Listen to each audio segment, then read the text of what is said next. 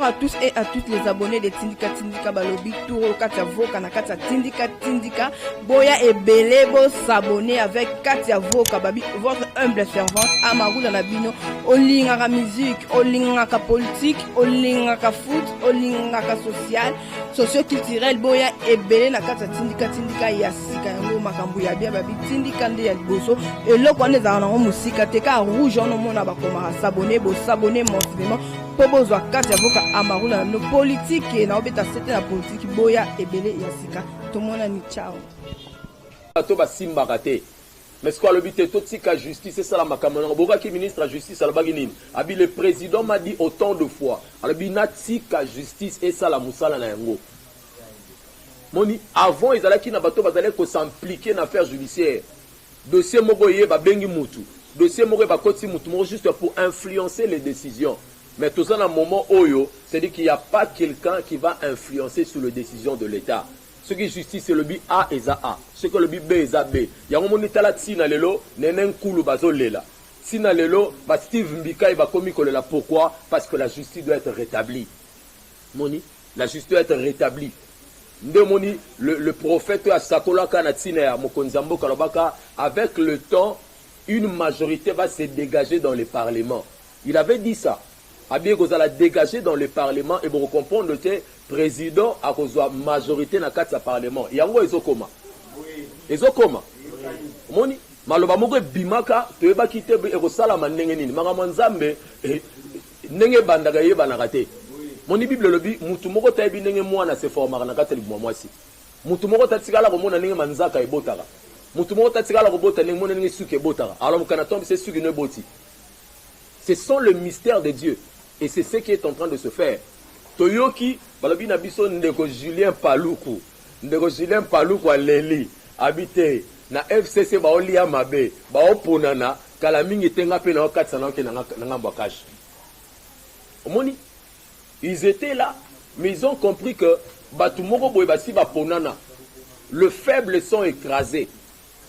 Le faible sont effacés. C'est-à-dire qu'ils ont la bateau ba pena qu'ils ont payé le prix. Ils ont sué. Mais les lots, comment est-ce qu'ils sont récompensés? Les lots, comment est-ce que ces gens sont rémunérés? Babosani bango. Bazotanga bangote. Ce n'est que le début. Ce n'est que le début du commencement. Et ça n'a pas traversé que Salema. Et ça n'a pas tout bako katsa na ngam.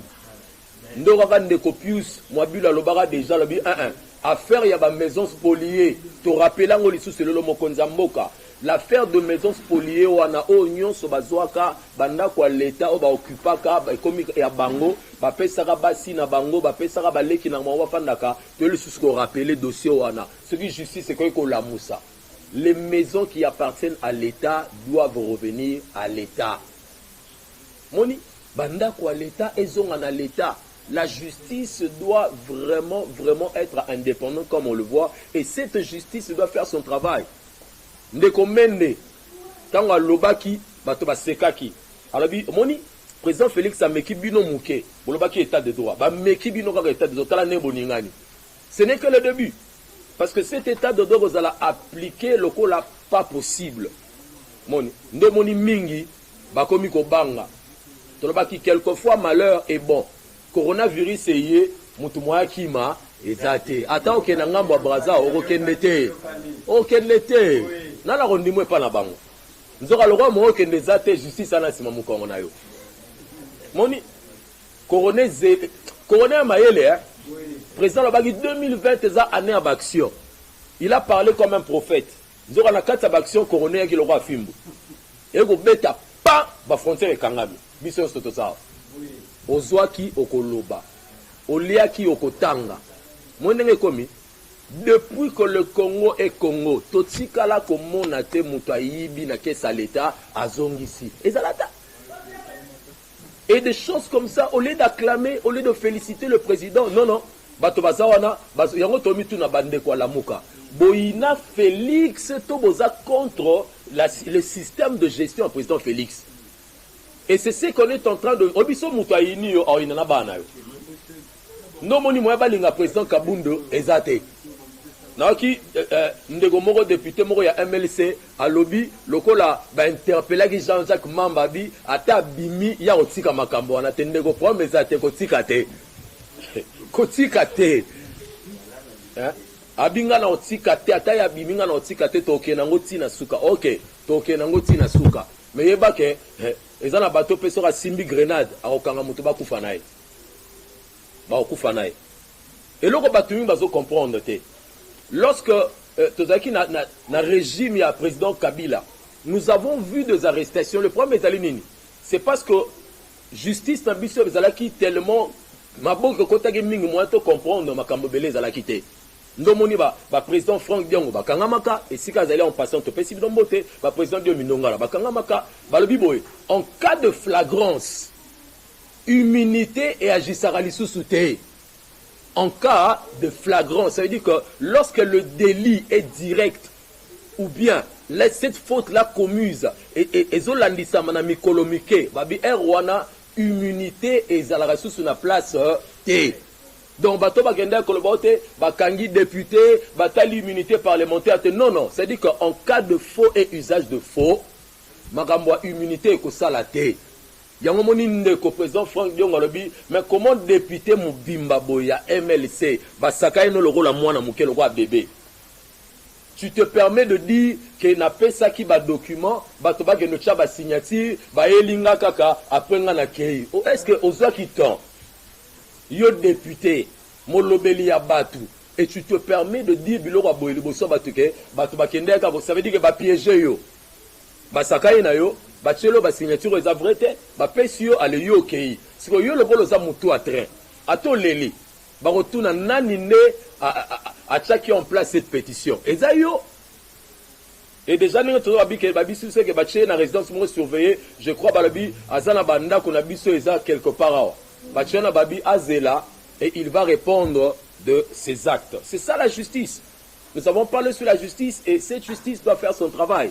Tolelate to kanga motema mikoleki to bagi na bino ezala ba konzi au place bazali mitema na bango ezo beta ça veut dire que ndenge ba bengi 20 lelo risque ezali et comme à fois 2 tant ba benga sous 20 risque ezali batanga sous mosusu nde to lobaki singama tembele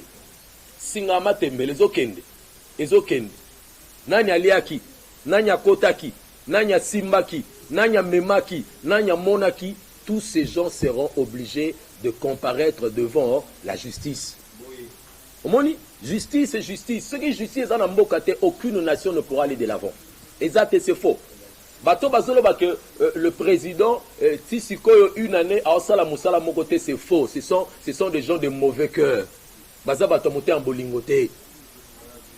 Batamote a molingote totunaki bato ya lamuka totunaki bandeko mususu tolobi tangu ndeko bijou agangaki na TV makambo 4 millions il fallait bino bandeko lamuka bolobati pourquoi bapuyaki ete bolobaki lota lelo mokonza mboka senga lobi alinga mona clair na ba actif o ezalaki vendu à Jekamine omoni botekaki bokansaki eleki. Mais le président revient dans le conseil de ministres à l'objet. Je veux voir clair sur la vente des actifs Oyoya, Jekamine. Bon, mais melanga y rapport. Oya lia qui est baké et koina. Obosana ki mutaosana elikopa. Okaseki ya sa muta pourcentage. O tenga na lié boye, yo pezwa boye. Dans la minute oyo, o ça la falsification, o ça la faux dossier. Yeba que faux usage de faux. Ma TTP azawa lansa nini, azo zela yo. Ekobimana polele.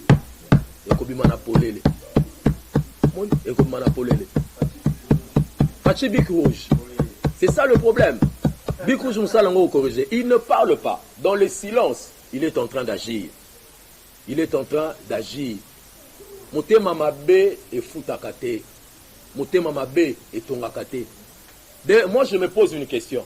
Mais pourquoi Bozako s'attaquer à UDPS pendant que Mouto a porté plainte, il n'est pas de l'UDPS? Il n'est pas de l'UDPS. C'est un député de l'UNC. Si vous UDPS c'est Mingambo, wapi. Pour Nanini. Tozala na motema bolingo. Tofungola maboko. Nous devons être derrière cette personne. aza muto azo mema Congo na biso et kende liboso. Aza muto sala ke Congo na biso est avancé. Toyoki que babimisa ki je crois baso bimisa une affaire de 12 millions pour ba futa ba nyongo moko a Daipen, on doit relancer le Daipen.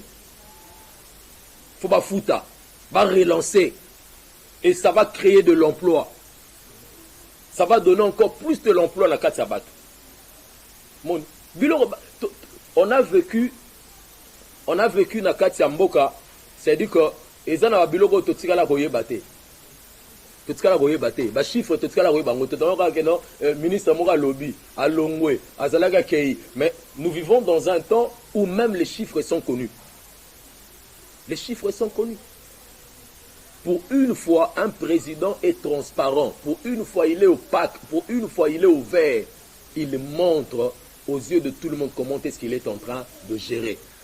So dans la qui mutaroyiba, alinga ep sabinote. Alinga ka bomba, ilinga ki eyebanate. Moni. En tout cas, merci Nabino bandeko yo bozako landabiso.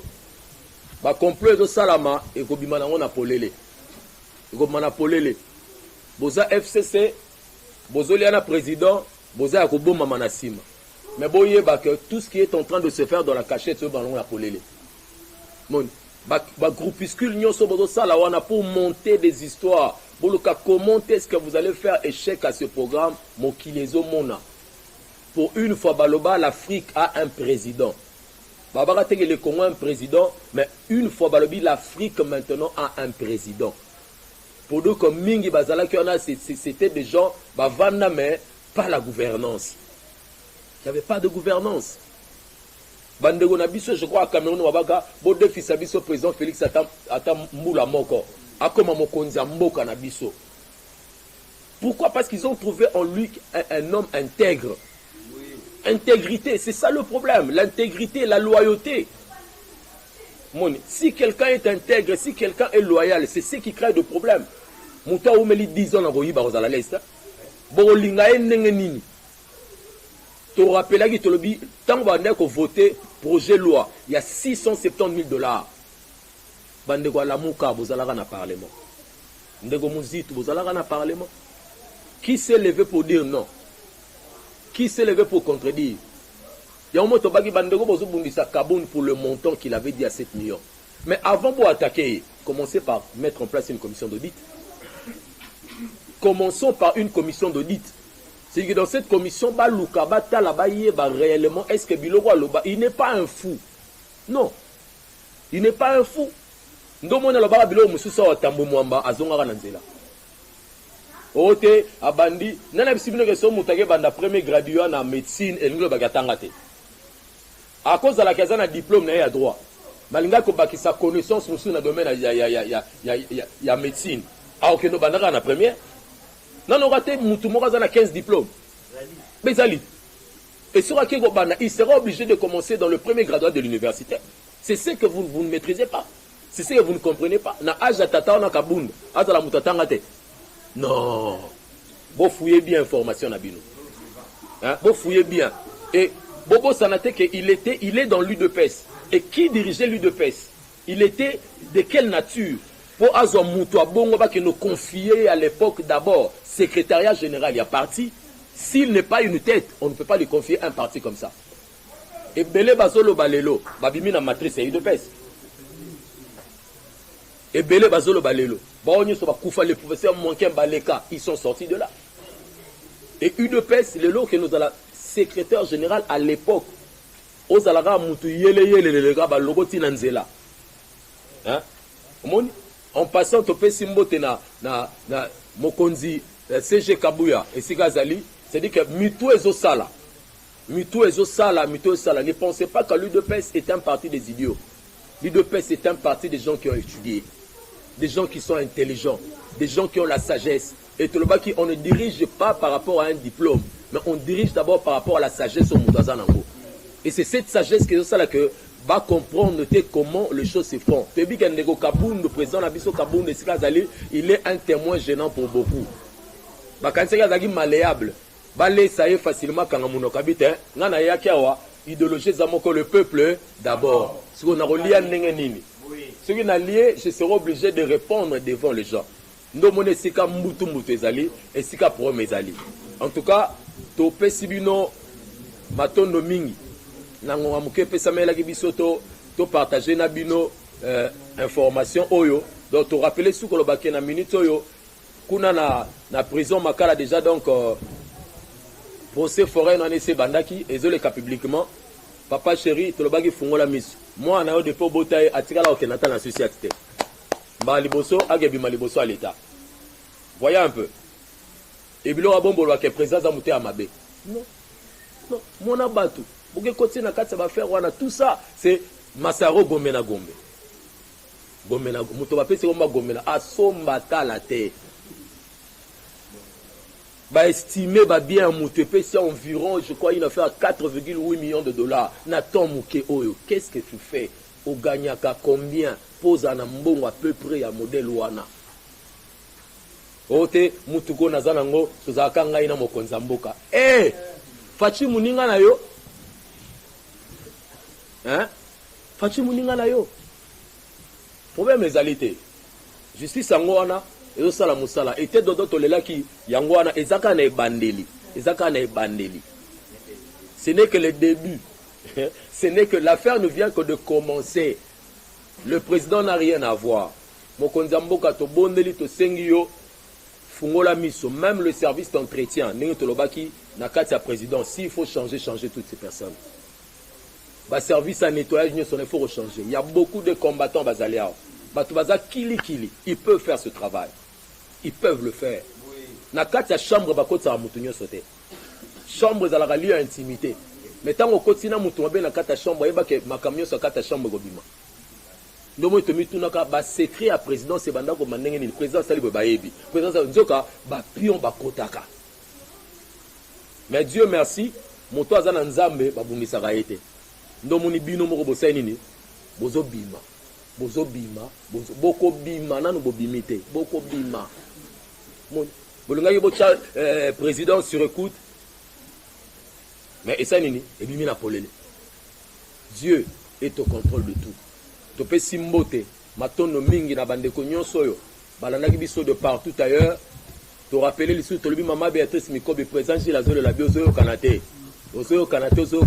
la muka topé simbote na papa Raf esika azali na mikili na poto topé simbote na président Florim Boyi topé simbote na maman na biso ya afaso maman Nabiso Brigitte Kabe, Sika Zali, maman Nabiso Béatrice, et Sika Zali na Mikili na Poto, Topé Simbo Tenedit Lukanga, Tolobi 2023, Tozo Zelayo, équipe est déjà mobilisée, Tozana Simanayo, Ponako, Memayo, Topé Simbo Tena, maman Nabiso na limité 6e heure, Aebi des années, bon, donc ça comprendre déjà, maman Nabiso, maman Nelly, et Sika Zeleba que. Tozape na simanayo nous t'appuyons mbala oyo yo pe robimisa mutu mbote les sous mingi na bandeko nyonso bazala ki biso na tongo lelo en passant et bye bye nabino tokutani à la prochaine. Merci. Merci na balandinyo surtout ya etando na biso ya ikena ba oyo surtout bolanda biso ya etando na biso oyo to pesi bino mbote na bandeko nyonso surtout bazala mikili ya poto kuna na bandeko surtout bazala na Congo central même na Congo na biso na RDC na ville na biso ya Kinshasa to pesi bino mbote mingi vraiment sika bozali bino bolanda biso vraiment la politique oyo bo se fait la katango nyonso pour ko dénoncer les choses eza vrai pour na peuple congolais comprendre que te politique à lelo oyo est comme elengi. Yango merci à passer vraiment pour na ko pesa sous cordon la ngai Gilles vraiment longo na mingi lokola lelo politique eza sous ya ba politicien te lelo politique comme ba citoyen surtout yango lelo audace pe président cordon Gilles azui attaque citoyen ya moka de leur comme ko dénoncer les choses vraies pour na kambotali politique yango to dit que ba politicien ezaka pour na binote lelo op politique et comme peut pour na ba citoyen surtout à Congo yango pe biso makasi sous ya ko dénoncer ba oni tozo mona mabe pona mboka na biso sala nini ekende liboso yango to bien vraiment ete tozo koloba na procureur na bandisi ko dénoncer biso tozo na liso mokonza mboka to bandisi ko dénoncer kanda pe méchant procureur o ya matete o uti wapi ozalaka wapi to comprendre te lobinga na uti ko so soin pona likambo etali linu na ngai na kutana docteur a passata tozo le katomoni fula batu ya makasi komba fatizo tanga biso to ngate komba fatizo tanga ma tant que combat fatizo tanga état de droit que ne malamu mais ça quelques personnes va procureur baza toujours ba kabiliste tozo dénoncer bino siko to komi na lien wana na kata ya matete kuna ya na parquet matete nde bazo dénoncer biso procureur moko kanga mwana 16 ans na kati ya parquet matete asenga ba mama bango $1200 dossier yeba na kate tilelo ayesa ba mama bango bokende ko luka mbongo $1200 soki bozongo nde boko libérer mwana bino ya 16 ans entre temps mwana 16 ans kuna akokaki cachoté même si to yebi attaque 2 jours 3 jours yo procureur otanga bimaka biloko zo mutu kele tine na prison prison ba mineur pe zali kuna po ba cadre ba bomba ye yo procureur oyoyo lelo na ko so komona ko dénoncer service ya conseiller nyonso tu ya présidence à service à la sécurité bonso ali kambo oyo yango to bi na procureur ya cour de cassation président en tout cas procureur oyo il faut ça vraiment arrêter il faut ça arrêter moi na 16 ans a kufi na kata boloko dans les médias ba kangaye président procureur ya cour de cassation kanga procureur oyo to boli kambo que n'est pas ministre de justice aza contre aza mutakabili ala kabiliste munene procureur donc président ya cour de cassation soit dossier haut moi na wana lobby akufa kina kata parquet matete moi na 16 ans c'est grave un procureur otanga mibeko okangi mwana batu pendant 2 semaines yango 3 semaines moi na ke kufa likola $1200 siko yo so ba peso $1200 wana molimo mwana ke so mona $1200 non c'est trop to comprendre que bino boza ba kabala mabe bino ba procureur mususu de boza ba kabisa munene yango to bi en tout cas likambo yo ba conseiller présidence la conseil il y a service matière il y a sécurité bota likambo ça méché pesi pas si batu nous bataki na extrêmité de droit mais tant ba yoki likambo e pesi sur trouble bakasi yango to so mettre procureur en garde mulimo mwana na okosomba ngoko kendo ko luke sika de so kosomba mulimo mwana 16 ans wana dossier payé banaka te asala nini asala ba dans la procureur oko comprendre ce que le peuple congolais ça comprendre que déjà makamni sur boso sala yango to biete président cour de cassation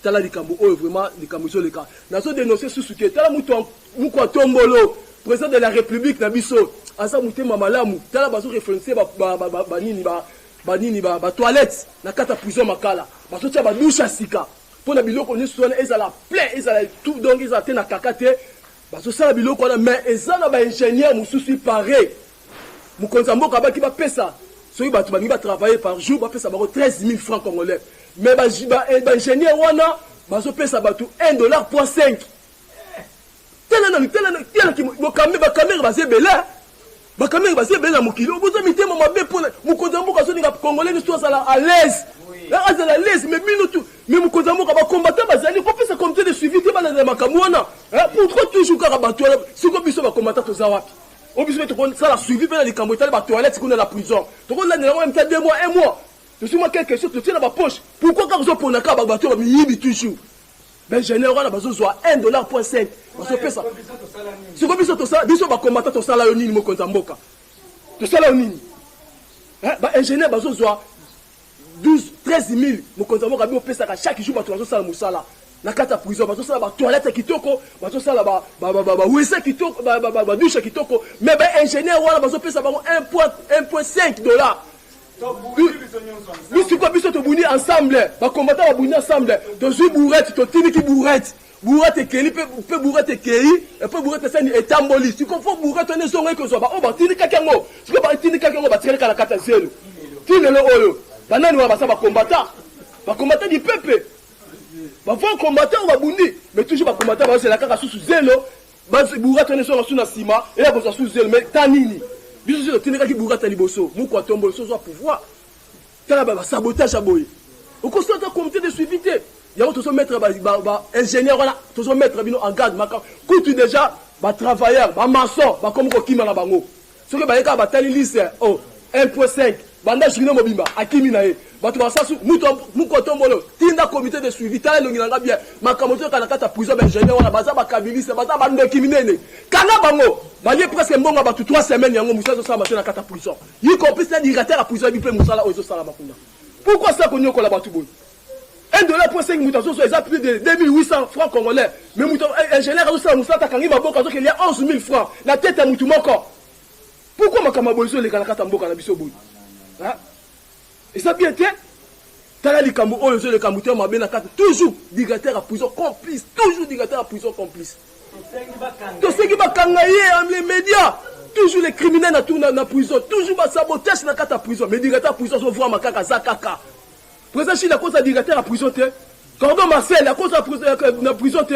hein président Neville à cause de dictateur de la prison te et c'est dictateur prison na Tangani atanga na école matoko na EP4 c'est mau directeur on atanga kuna ipare na EP4 on va dans la satiti hein pouvoir na nga pesa ye azonga ko zo fele le président Marcel pour cordon je suis ba 8 directeur à prison et ça mala mumi parce que ça va combattre averti ba bundi pour la litio pour te le auto comme la personne mais ba tout pas ma toujours ba so sara na mandat na biso non mukwa tombolo la muka ça va combattre au mona makambo biso to dénoncer au mona ngo so ba live boy ya to senge pa na yo ba batu wa ingénieur to so kebi sabino tika pepe congolais à l'est na musala oazo sala parce que ça musala moko makasi oazo sala mukwa tombola tout ka fait pem to senge pa na so ba ujana oyo bata ujana oyo buta wapi on bata ujana oyo so des criminels baza ba rebelle baza na katwana ba policier oyo ba ujana ba uta wapi so des rwandais hein baza bato baza ba mitie ba kati na ba kodi na kati na boka peuple ya Congo bazo sa ba kabane na bango bazo yiba na ba biloko ba komi ba roulage ujana komi roulage policier komi roulage